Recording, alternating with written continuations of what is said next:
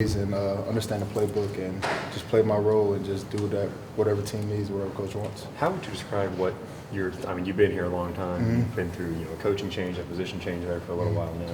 You're kind of one of the key guys in this defensive line. Like, what have the past few years been like for you?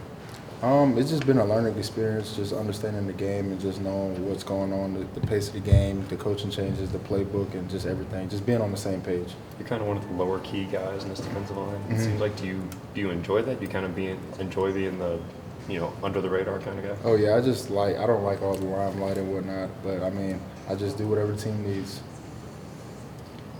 What would you say about the defensive line, Mike? That was one of the areas we were all kind of looking at coming into this season, about where you guys are at right now. What about us? What would you say about where the defensive line is at right now as far as the level? I feel like every day we try to execute and get better and just do good at our technique and just, don't try to rush and make a play. We just try to really be in the system and just really hone into what we have to do as a unit. And I feel like doing that, everything else will be in place. It starts up front with the guys up front, offense and defense. Would you say it's more assignment? You guys have been more assignments on this year than maybe you were at times last year? I feel like we were, and I feel like we just went in, did a whole bunch more film study and whatnot, and I feel like we're doing better right now. We just got to be more consistent, I feel like. Speaking of Mark Webb's birthday, do you guys have a system where you keep up with everybody's birthday? Do they have like a board in there in the locker room? I mean, you know it's his birthday? Or how'd you know it's his birthday? I mean, through Instagram posts, but I mean, it's been talks about, Webb birthday coming up, and everybody knew, so I mean, that's how it really is. And then everybody posts on Instagram, so I mean, somebody gonna know. I mean, it's gonna come out eventually. So it's not like Coach Sinclair goes through and puts a balloon on their locker? Oh no, it ain't all that now. Hey, I mean, after your 21st birthday or whatever birthday it is, nobody really cares anymore. It's just another day. That's true. So you said you guys watch a lot more film. What are kind of some of the things that you point out to the younger guys that you're really trying to teach them when they first get in here? Just understanding blocks, understanding back sets, knowing what teams' tendencies are, coaching changes because they tend to have the same tendencies they had at old schools. So just knowing those keys and then them knowing the playbook and whatnot, the game is going to come by faster to them. Because if you know the tendencies of the offense and whatnot, you'll play faster, you'll be more fundamentally sound. So that's really what I try to teach them and stuff like that. How similar is this squad that you're facing this week offensively to the one you just played in Murray State? Are they similar? Last week is last week. Arkansas State is a really good team, and I feel like we're just focusing on them. Like, we played Murray State, they were a good team, they gave good effort, but we just out-executed them that day. And I feel like we just need to go out there and out-execute Arkansas State on this. So I couldn't compare those two. It sounds like generally they want to throw the ball around, spread out, go fast. I don't know. How would you describe Arkansas State? I feel like they're a really fundamentally sound team. I mean, they run the ball well. They know how to, cut back. The running back's really good. They have really tall receivers. The quarterback really knows where he wants to go with the ball. So I feel like they're really fundamentally sound, and I feel like we need to out-execute them in that realm. Kirby was talking about some of the road locker rooms in the SEC. He said we should do a story on those because some of them are so bad. Oh, yeah, they are terrible. I was going to say, you've probably been down there, all of them. Are there a couple few that stand out that you think, man, that trip in particular, that stadium? Right off the bat right now, Vanderbilt's locker room was like, we didn't have nowhere to stretch. And then being home this weekend, I was like, I forgot what it felt like to have so much room, like just to stretch out and whatnot, because their locker room is so bad. But I'm like, it's not supposed to be pleasant. You feel me? You got another team coming in, and then it's like you don't want them to have a lavish locker room. But I understand why they do that.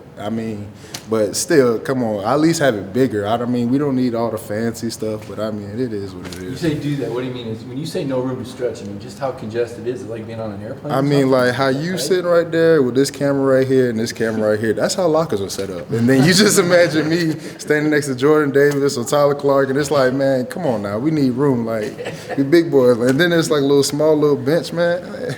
We ain't trying to do all that. Kirby talked a couple weeks ago about you were a guy that benefited a lot from playing on the scout team. I think was it 2017, and then, at the end of that year, you ended up starting against Georgia Tech. What do you remember about kind of how you developed over that year to, like you said, earn that starting spot? We had Isaiah Wynn, Solomon Kinley, then you had Lamont Galliard, then you had Trey rotating, then you had Ben Cleveland and Isaiah Wilson. and I had to go against them every day. So it's like one of them days you're going to have to get better somehow. Iron sharpens iron. That's what he always taught us. But it's just going against those guys every day. You tired of just getting bullied in the dirt and whatnot. So after a while, you just know, man, just shut off the block and just, do what the coach wants. So. How much do you share that experience with the younger guys on the scout team now that might be frustrated with being on the team saying, hey, look, how did it look where I am now? Like how Kirby says, trust the process. I didn't want to hear none of that while I was going through it, but I mean, you really have to trust the process because every day you're not going to win. You're going to go out there and get beat around and whatnot. It's like a game plan. You have a set game plan that you want to run and whatnot, but it doesn't really go right. So you just really got to go with the motion, like be where the ball's at. So basically, that's what you got to do on scout team. And as the defensive lineman, I guess you're not getting 5 tackles a loss every game, stuff like Right. that. Like, how do you try to affect the game in ways that may or may not show up on the stat sheet? Just taking those offenders off of like our linebackers to free them up, free up everybody else. So it's like, say if we're running the game and whatnot, just free up linebackers so they can make plays and whatnot. Because really, it's a team effort. If they win, we win. So it's like if it's a defensive win, the whole team wins. So do whatever the team needs. As somewhat of a quieter guy, you got the humble over hype bracelet on. Is that kind of how you try to, is that kind of how you describe your role on the on the defensive line there? I mean, I just try to remain humble.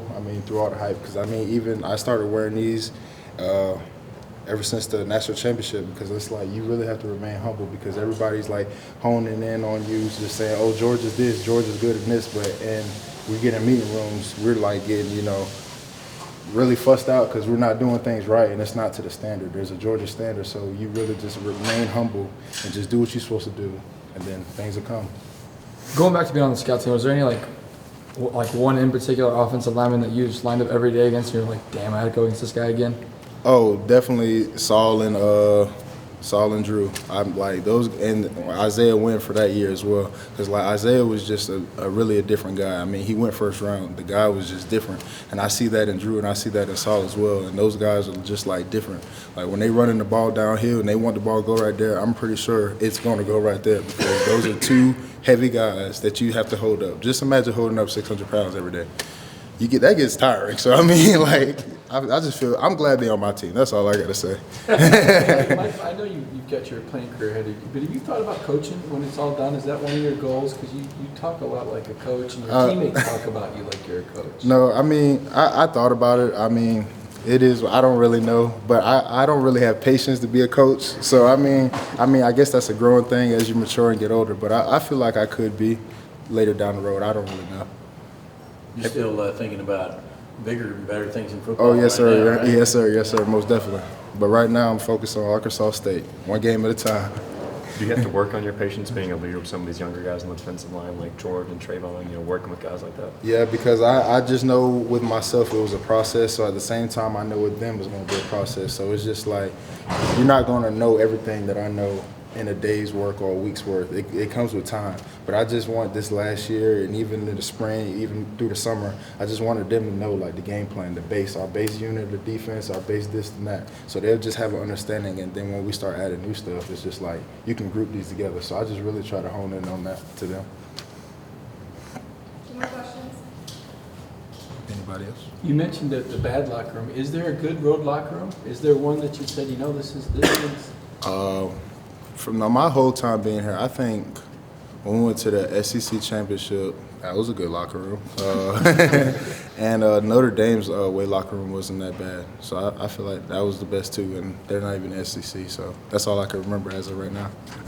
Is that as good as it gets, just not that bad, for other colleges? Yeah, it's not Georgia locker room, so I don't really care. At the end of the day, we just out there to play ball. Yeah. Thank you. Thank you. Appreciate y'all.